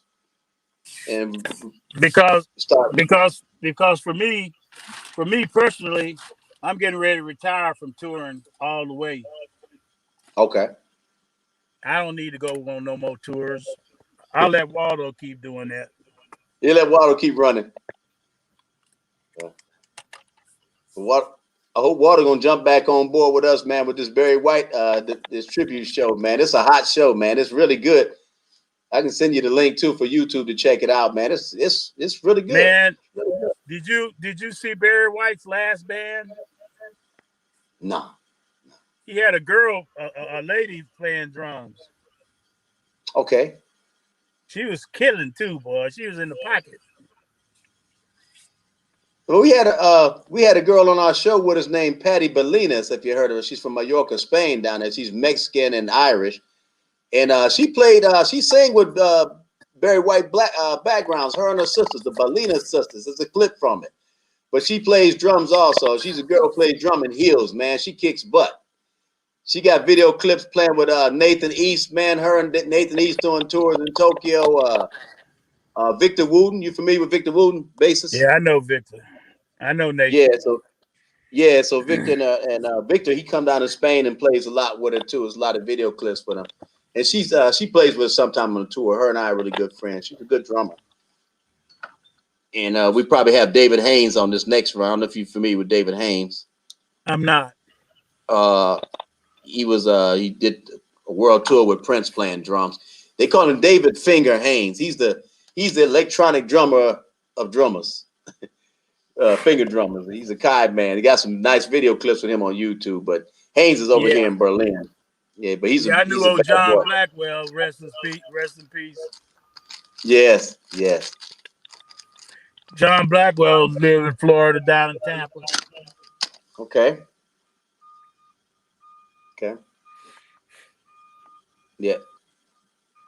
Yeah, man. So,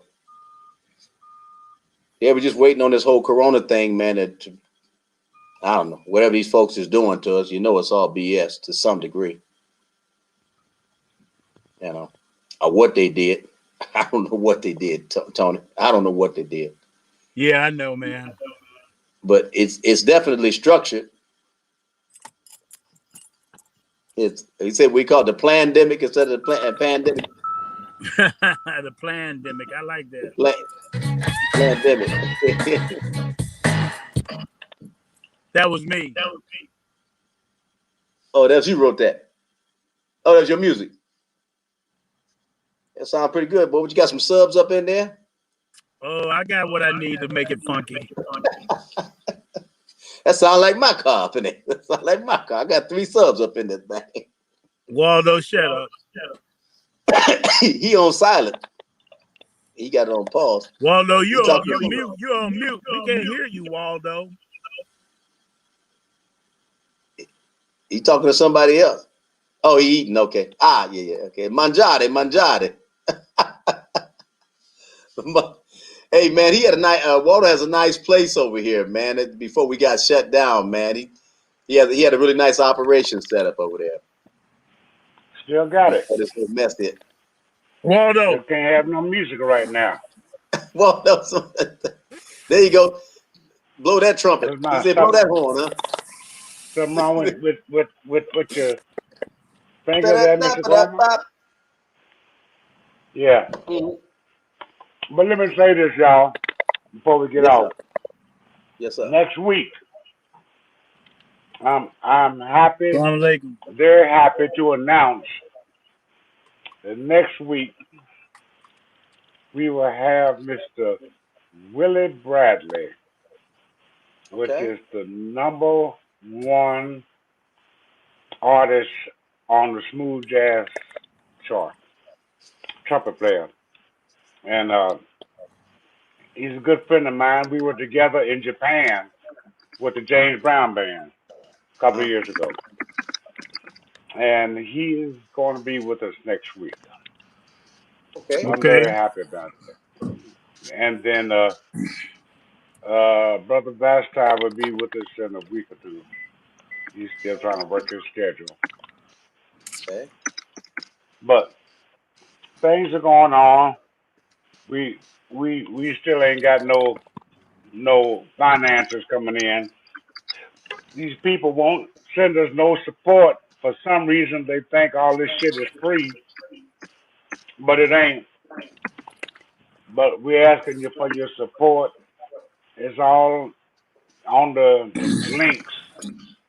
So every nickel and dime comes in, and we appreciate it very much. Anything you can send. We Tony, do. Miss Cynthia Moore says hello. Huh? Cynthia Moore, our first. Hi, Miss Moore. You got used to us cussing yet? Daniela Mertz says hello to Daniela Mertz says hello. I like Cynthia Moore. She's funny. She's very funny. I like how she described Mr. Brown walking down the hallway. Oh yeah. You can hear them little tiny feet, she said. Yeah. And let me see. In June the 18th, we're gonna have Eric Hargrove, the drummer for Bootsy. Oh, okay. He's gonna be with us. And we have some other biggies coming up. Or none of them are bigger than me and Tony. But you know. Yeah, y'all some straight up superstars. Waldo said that. I didn't say that. That's Waldo said that. It's a stone groove and a pleasure. It's a stone groove and a pleasure to be here with you gentlemen, I must say. But we enjoyed having you, Brother Davis. We appreciate you taking the time. Man. And hey, we Waldo. wish you all the success and everything. Waldo. Yes, sir, Mr. Coleman. Mr. Mark Harper said he hadn't heard from you since he did the show. He was wondering why you don't like him no more or something. Who? Mark Harper. Not see, you don't even know who he is now. Mark Harper. Our first guest. I was thinking about that cat. What? Okay, tell us. No, hell, I'll write him. We're gonna get him back on the show. Hey, Tony. Yeah. Tony yes, Davis. Sir. Yes, sir. My dad quit show business and became a minister. He dealt with a lot of civil rights issues in Harlem. Okay. he quit the entertainment world to become he was serious about his ministry. He would go on fast and do a lot of fasting and stuff, and he wanted to be buried in a pine box with a sheet wrapped around him. But of course his wife wasn't going for that. But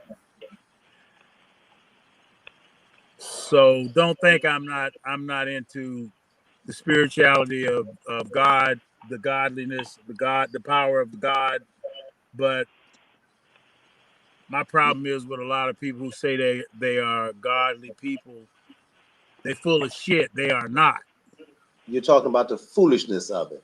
Yeah, And God, God talks about those people, Tony. The prayers going up in vain and repetition prayers, but then no action, no fire behind them. Like you said, there's a time to act, Tony. It's not always about just. God is not a fool. He sees everything that's happening here, and there's a lot of clowns in it. We got to protect our race. We've got to protect ourselves because we are a giving people, man. We like to give enjoyment and love, and we like to engage, man. That's how our race of people that like to have a good time, come and have fellowship, come and eat with us, come and dance and sing. Yeah. Black people don't like being mad all the time. No. So the reason BB King and I used to fall out because BB tell me, don't say nothing, son, keep your mouth shut. Just you can't talk to them white people like that. I'd be like, fuck that, I can. Yes, I can. Yes, I can. Yes, I can. You don't have to be kissing these people's ass because they white. Tony, what instrument you play? What he was a drummer for BB King for 30 years. Good morning, America. Tony, slap me stupid. Slap me stupid, Tony. You are stupid. You are really stupid. Thank you very much, sir. I appreciate that. Bro, I'm gonna smoke one with you, man, if I call you and cuss you out personally on the phone. All right, thank you very much. I'm gonna quit these damn, and we're gonna quit smoking together, Waldo. How you about it? We're gonna quit. Yeah. Hey, Waldo. Put me in a fucking box. Waldo. He said, Waldo. We're gonna quit. We're gonna get rid of his cigarette. Go ahead. Get it. Tony, you smoke? Do you smoke? It won't be long. It's going away. It's going away, Tony. Waldo, when you gonna stop smoking? Mine gotta go. I got some really good stuff. I've been smoking for 65, 60, 59, 60 years. I ain't saying it's right. I ain't saying it's wrong. I said that's how long I've been smoking. My lungs are still good. I've been blessed. What else you want to know? Damn. That's into your fucking business. Wow. God bless you. Thank you very much. Cheers. I got some rosé here. Right on, Tony. I don't drink much. I ain't gonna cuss him out. He want to get cussed out. I ain't gonna do it. He ain't gonna bring that side of you out. I tell you, you already told him you had to watch it when you get quiet. See, so that alarms me right there. So you already told us about the quiet storm. I'm gonna wait. You might want to jump off that. See, I know what happens when you get quiet. He trying to think of some shit. He trying to come through that wire on you. I know what to do to get his ass. I know what to do. Thank you very much. I know. Hey, Waldo, you don't know like I know. That's right. You don't know like I know. Hey, Waldo, I gotta give you a compliment, man. That was really beautiful. You and your daughter on there, man. Your daughter she said you are just a piece of work, and she was so right, boy. That girl can play though. You know what she is. Where is she? She's in Kentucky, Louisville. I mean, in Austin, And Austin, also, Texas. How old is your daughter? 40. How old is Kristen? 40. really? 46. She look young. Damn, she look younger than that. I like her, man. She got good spirit. She really. You should be real happy she like her mom and not like your monkey ass. How long y'all know each other? Who, Waldo? Too goddamn long. Tony. Too damn long. I got to see his daughter, and I know her mother is a beautiful, sweet lady because she ain't got none of your traits. Ooh. Ooh-wee. Hello. Damn. Are you talking to me? Yeah, you don't speak up for yourself, sir? She got all my traits. You got all of them. Huh? The traits she got from her mama is being evil as hell.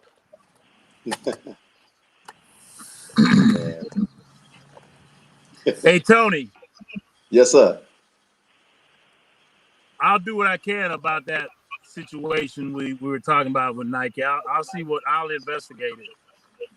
That's all you can do, and that's appreciated. I know one thing: it's not easy. It's not easy getting to them folks. I got my cousin. She throws You want blue to cut the parties in TV Akron, up? Ohio, and LeBron's mama come to the parties.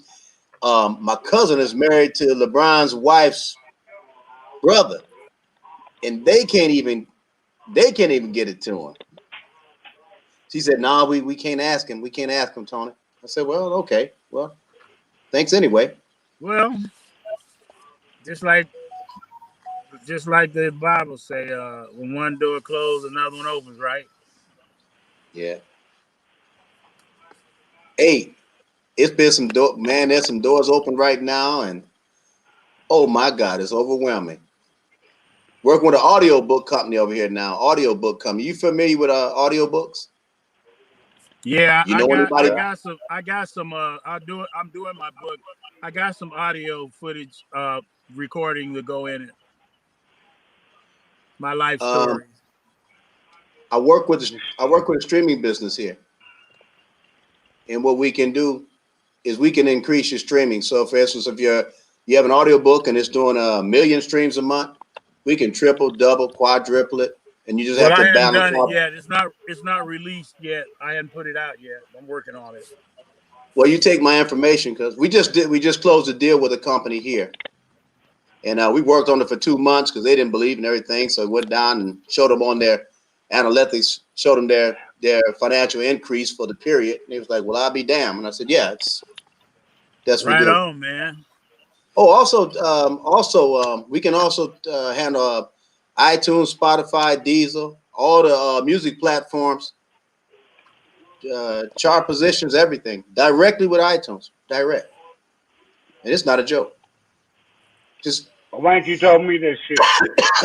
just get my information and we can talk. I got your motherfucking information. Why ain't you told me this shit?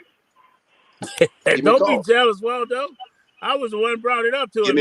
You don't have to get give me a jealous call. because he offered to help me. See, you don't went No. colored. You went colored. Yeah. What we was talking about? Yeah, they got just got all the stuff from Jealous ass. No, they're serious, Warren. But they'll make sure to track before they push anything inside the charts. They got to make sure. But you ain't told me nothing about it. Why ain't you told me, Tony Davis? Let's talk on the phone. This all happened the last couple months, and Well, goddamn it, did I not talk to you yesterday? Yes, sir, we did. I was holding back. Now you gonna tell this blues playing big Yeah. boy? Don't let me start this chicken eating motherfucker here. Yeah, but Tony, it's yeah, don't say nothing. Else. Don't say nothing. Just give my information, Waldo, and you give me a call. I ain't giving him shit. Give my It's information, time man. for me to go. I gotta go. I'm gonna give him a goddamn I'm gonna send him a gallon of ice cream because I know he can't eat it. That's messed up. And he love it. Strawberry. Yum Strawberry. Yeah. Yes, sir. He's like. Anyway, Tony, I love you, brother. I love you. Man, I love you more, man. God bless you, man. God bless your cotton socks, man. And hope to meet you here one day soon. Come on over here and do your European tour, man. Come see us. You will. And I can't stand your ass. Well, ladies and gentlemen, we want to say once again, thank you for tuning into Blues and Funk. Yeah. Legend. Yes, sir. All right. We'll be back next week with somebody. All right. Somebody. With somebody. So we want to bid you a good evening, a good night. And we'll see you next week. Thank you, Tony Davis. Motherfucker. Later, Stevie. I'll hit you later. Wow. Thank you.